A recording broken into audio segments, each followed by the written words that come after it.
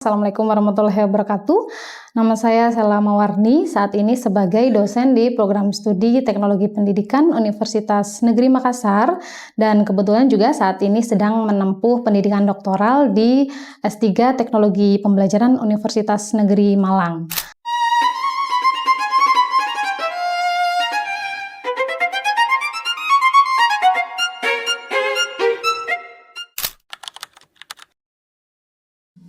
Untuk background pendidikan, saya S1 dan S2 di Teknologi Pendidikan juga, tapi di program studi di Universitas Negeri Yogyakarta, dan saat ini juga masih mendalami teknologi pembelajaran. Dan karena saya bekerja di prodi yang sama, teknologi pendidikan, fokus kajiannya sebenarnya kalau kita dengar teknologi pendidikan, biasanya orang berpikir tentang membuat media pembelajaran atau model pembelajaran. Padahal sebenarnya kajian kami adalah bagaimana menciptakan suasana atau lingkungan pembelajaran yang efektif sehingga bisa mendukung terjadinya proses pembelajaran yang bisa mengimprove student performance gitu. Jadi kita fokus pada bagaimana mendesain lingkungan belajar, bisa jadi dalam bentuk model pembelajaran atau membuat media pembelajaran atau mendesain lingkungan pembelajaran itu sendiri sehingga proses belajarnya bisa terasa maksimal dan bermakna tentunya ke peserta didik. Itu fokus kami.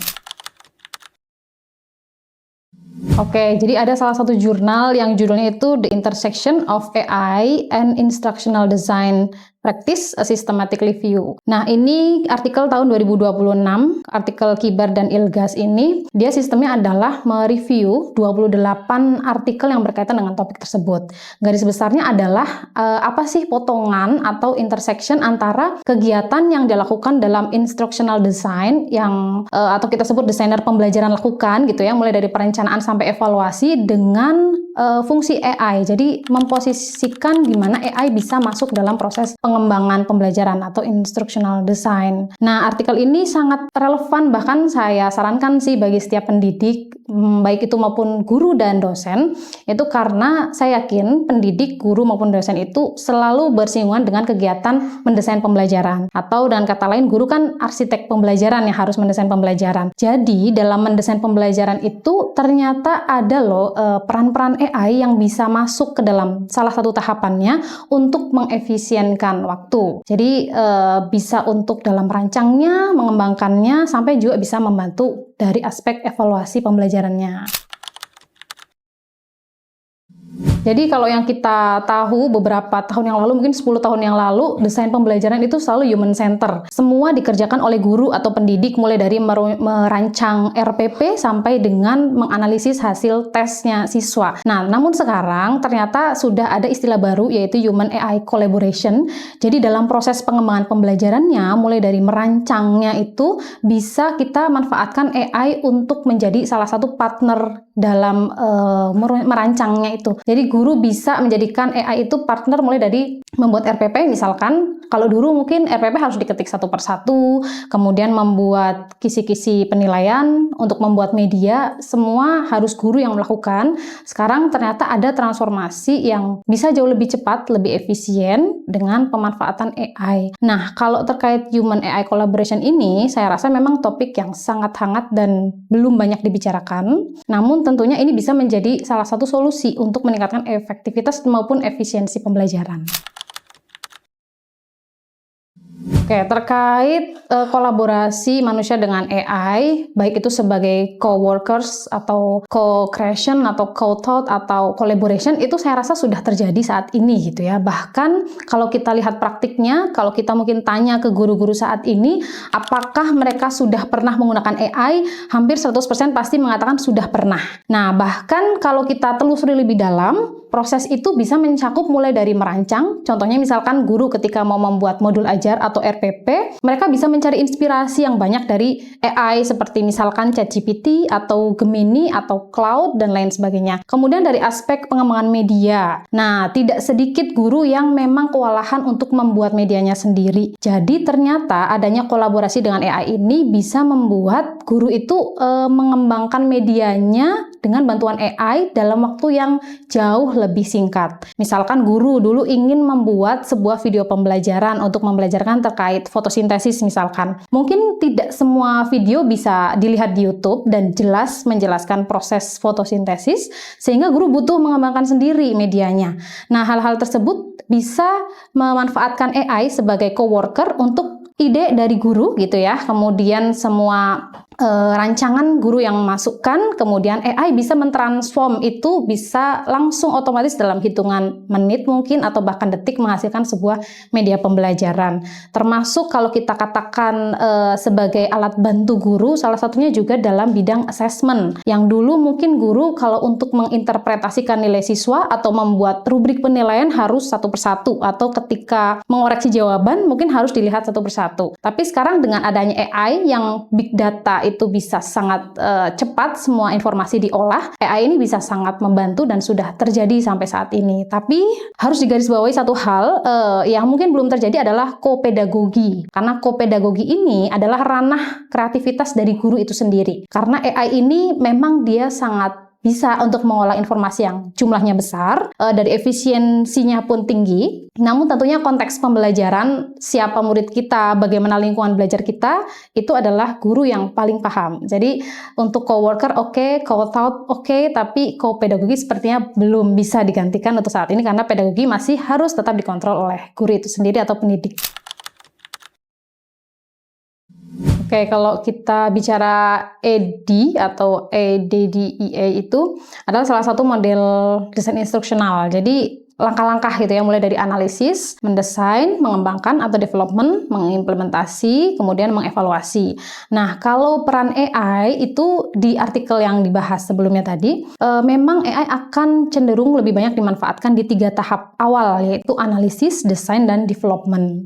Karena analisis, desain, dan development ini berkaitan dengan menganalisis peserta didik, kemudian membuat perangkat rancangan pembelajaran, sampai membuat media pembelajaran yang memang tentunya banyak dibantu AI. Misalkan untuk tadi generate konten, membantu membuat RPP atau modul ajar, atau membantu membuat rancangan asesmen pembelajarannya. Nah, sementara ketika tahap implementasi dan evaluasi itu memang masih sangat didominasi, bahkan harus tetap didominasi oleh peran guru atau pendidik. Karena yang namanya implementation berarti kan tahap pengimplementasian rancangan. Nah, di mana guru memang turun langsung ke kelas dan mengajarkan siswanya, yang tentunya dalam proses mengajar butuh keterampilan pedagogi guru. Jadi bagaimana mengordinir siswanya, apakah dia mau menerapkan metode pembelajaran tertentu atau strategi tertentu atau mungkin teknik pembelajaran tertentu yang sesuai dengan kondisi dan kebutuhan belajar siswanya.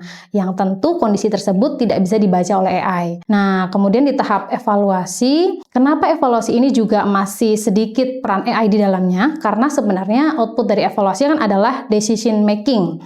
Jadi jangan sampai yang menjadi dasar decision making adalah data-data AI yang bias algoritma gitu. Jadi harus memang berdasarkan pengalaman guru ketika mengajar, melihat kondisi siswa, sehingga guru sendiri yang bisa menyimpulkan, oh ini ternyata di bagian pembelajaran yang mana yang perlu improvement gitu. Jadi implementation dan evaluation memang masih harus didominasi oleh guru, karena disitulah peran pedagogis guru dan kreativitas guru berperan gitu.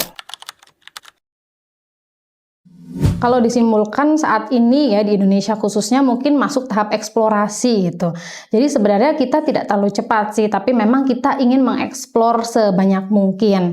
Hanya saja memang tren AI ini kan mulai dari tahun 2020 lah ya trennya sampai dengan saat ini. Jadi memang waktu 5 tahun ini kalau kita petakan di Indonesia cenderung sedikit gitu ya AI yang memang pure dikembangkan di Indonesia, dan basisnya masih banyak di negara-negara maju. Sehingga pandangan-pandangan terkait penelitian AI ini memang masih sebatas persepsi gitu, dan harusnya memang kita mungkin eksplorasi di Indonesia ini dibarengi dengan mencari bukti-bukti penelitian lainnya, dan tentu bisa menjadi peluang kita bisa melihat implementasi realnya di Indonesia dan mengevaluasinya sendiri dengan konteks Indonesia. Jadi kalau human in the loop ini intinya adalah human atau manusia itu tetap menjadi inti dan bisa masih menjadi pimpinannya gitu. Jadi kalau kita ibaratkan ada pimpinan dan ada pekerja, pimpinannya tetap pada manusia karena input-input AI itu akan bisa di-generate, bisa melakukan sesuatu AI kalau disuruh atau dimasukkan input oleh manusia. Jadi semua hal yang berkaitan dengan memasukkan prompt dan mengevaluasi atau merevisi atau mengkontekstualisasi itu kan masih peran manusia. Jadi tidak sepenuhnya dengan penggunaan AI dalam pembelajaran itu seperti melepas tangan pendidik gitu dari proses pembelajaran itu sendiri. Karena AI ini sifatnya alat gitu ya. Kalau namanya alat kan tentu itu bisa akan efektif kalau memang digunakan oleh orang yang tepat atau subjek yang tepat. Jadi saya rasa kalau human in loop ini adalah maksudnya kita sebagai manusia tetap berada dalam proses pembelajaran itu sendiri. Mulai dari mendesain, meskipun AI mengeluarkan segudang ide gitu ya, atau bisa mengenerate banyak konten, tetap kita sebagai pendidik, sebagai dosen, sebagai guru yang harus memfilter gitu ya, merevisi jika perlu direvisi, mereview kembali sampai mengkontekstualisasi sehingga lebih pas dengan kebutuhan belajar dari mahasiswa kita. Kalau yang terkait pedagogical alignment itu maksudnya adalah sebuah konten atau sebuah hal yang di-generate menggunakan AI itu belum sepenuhnya bisa sesuai atau bahkan bisa directly langsung diterapkan dalam pembelajaran. Nah, saya ada kasus gitu ya ketika kemarin sempat mengisi pelatihan guru-guru terkait AI, kita sama-sama membuat sebuah soal matematika gitu ya. Jadi kita masukkan prompt untuk membuat soal matematika sistem persamaan linear dua variabel.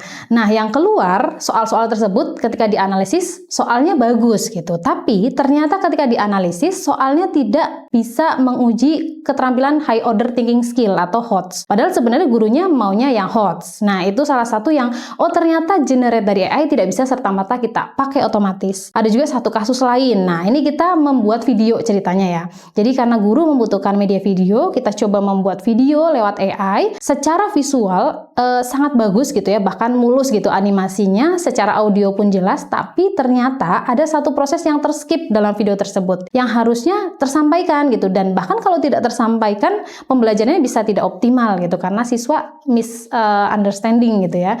Nah, jadi dari situ guru-guru juga merefleksikan bahwa apa yang dihasilkan dari AI tidak serta-merta menjadi sesuatu yang wajib langsung digunakan, tapi kita masih perlu sesuaikan khususnya dengan tujuan pembelajaran yang diterapkan di kelas.